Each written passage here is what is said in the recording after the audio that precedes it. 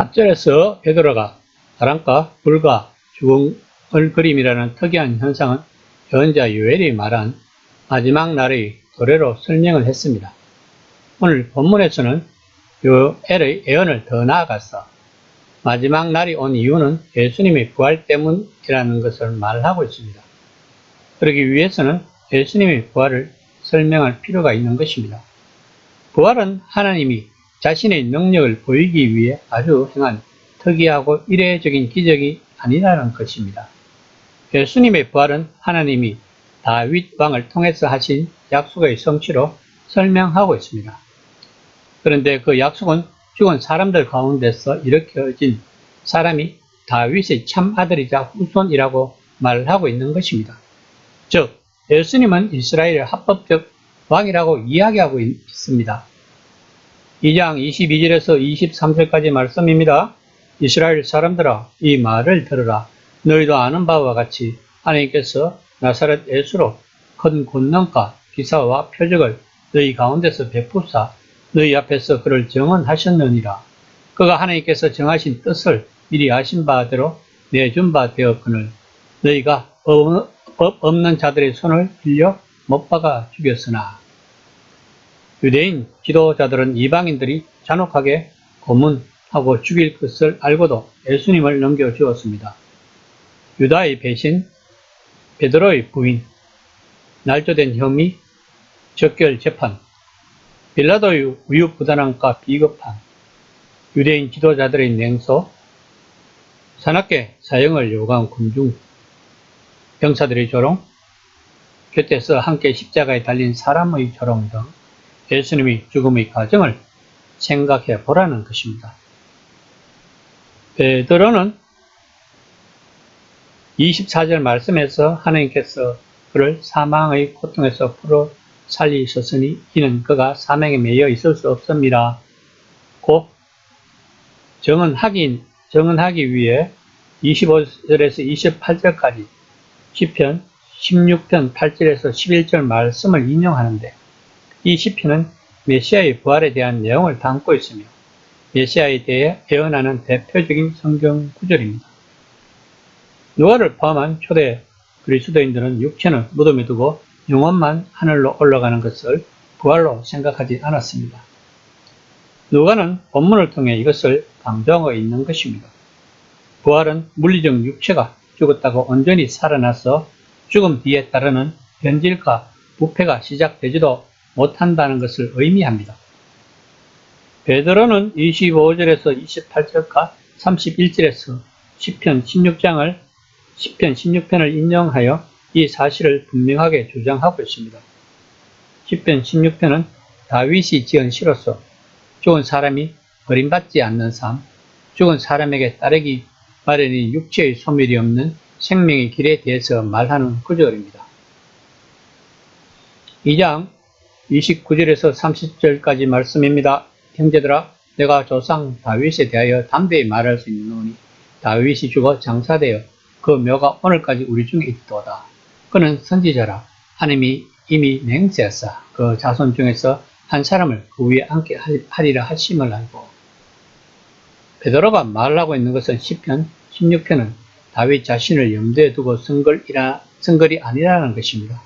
왜냐하면 그는 죽어서 묻혔고 그 묘가 우리 중에 있어 우리도 알고 있기 때문이라고 이야기하고 있는 것입니다. 2장 32절에서 33절까지 말씀입니다. 이 예수를 하나님이 살리신지라 우리가 다 이 일의 증인이로다. 하나님이 오른손으로 예수를 높이시매 그가 약속하신 성령을 아버지께 받아서 너희가 보고 듣는 이것을 부어주셨느니라. 베드로는 여러 언어로 중얼거리는 이 현상이 마지막 날에 대한 표지이며 하나님의 영이 부어진 현상이라는 설명을 시작해서 예수님의 부활은 그분이 메시아이며 이스라엘이 그토록 기다렸던 분임을 보여주는 확실한 표지라고 말하면서 예수님이 성령을 부어주시는 것은 하나님의 우편에 거하시기 때문이라고 베드로는 논증하고 있습니다. 2장 34절에서 35절까지 말씀입니다. 다윗은 하늘에 올라가지 못하였으나 친히 말하여 이르되 주께서 내 주에게 말씀하시기를 내가 내 원수로 내 발등상이 되게 하기까지는 너는 내 우편에 앉아 있으라 하셨도다 하였으니. 본문은 시편 110편을 인용한 말씀입니다. 본문은 이스라엘이 진정한 왕은 이 세상의 진정한 주라는 것을 강조하고 있습니다. 따라서 이스라엘이 참된 최후의 왕이 오시면 그분은 이 세상에 합당한 주권자가 되신다는 것입니다. 초대 그리스도인들은 예수님의 본을 따라 거듭 시편 110편으로 돌아가서 이 점을 강조했습니다. 그들은 이 시편 말씀이 예수님이 다윗의 혈통이라는 사실과 예수님을 일으키시고 높이신 하나님의 행위를 결부시키며 그분을 진정한 메시아로 보았던 것입니다. 2장 36절 말씀입니다. 그런즉 이스라엘 온 집은 확실히 알지니 너희가 십자가에 못 박은 이 예수를 하나님이 주와 그리스도가 되게 하셨느니라 하니라. 하나님의 구원 계획의 절정은 이스라엘의 메시아가 궁극적 구출 임무를 수행하는 것으로 전부터 정해져 있었다고 베드로는 말하고 있는 것입니다. 이는 하나님은 구출 작전의 절정에서 예수님이 죽게 하셨고 예수님을 죽게 한 의도와 행위는 매우 사악한 것이었다고 말하고 있습니다. 이 모든 것은 하나님이 자신을 구현한 인간, 메시아라는 인간을 통해 몸소 온전히 감당하여 그 악의 세력을 무력화할 계획을 오래전부터 세우셨다고 이야기하고 있는 것입니다. 이처럼 초대 그리스도인들은 예수님의 십자가 죽음을 부활과 성령의 선물로 비추어 그 모든 일마저도 이스라엘 하나님, 창조주 하나님이 반드시 일어나야 하는 일로 정하였음을 깨달았다고 베드로는 말하고 있습니다. 베드로의 말은 초대 그리스도인들이 당국과 이중 충돌을 하게 만들었습니다. 예수님이 참 왕이시라는 말은 그를 따르는 사람들은 더 이상 로마 황제를 주로 절대적으로 여길 필요가 없다는 뜻입니다.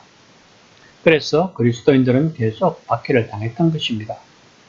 왜냐하면 그 당시 로마 황제는 하나님의 아들이며 대제사장의 역할을 했기 때문에 예수님을 주로 인정하고 따르는 무리들은 곧 반역자들이 되기 때문입니다. 그 당시 반역자는 십자가형에 처해졌다는 것을 알아야 합니다. 그러면 오늘날의 세상 근세는 무엇일까요? 만몬 신일 것입니다. 즉 돈, 물질, 권력 등 우리들 눈에 보이는 것입니다. 예수님은 하나님과 재물을, 즉 만몬을 겸하여 섬기지 못한다고 말씀하셨습니다. 이 시간 나는 무엇을 섬기고 있는가를 한번 생각해보는 시간이 되었으면 합니다. 혹시나 만몬신을 섬기기 위해서 하나님을 이용하고 있지는 않은지를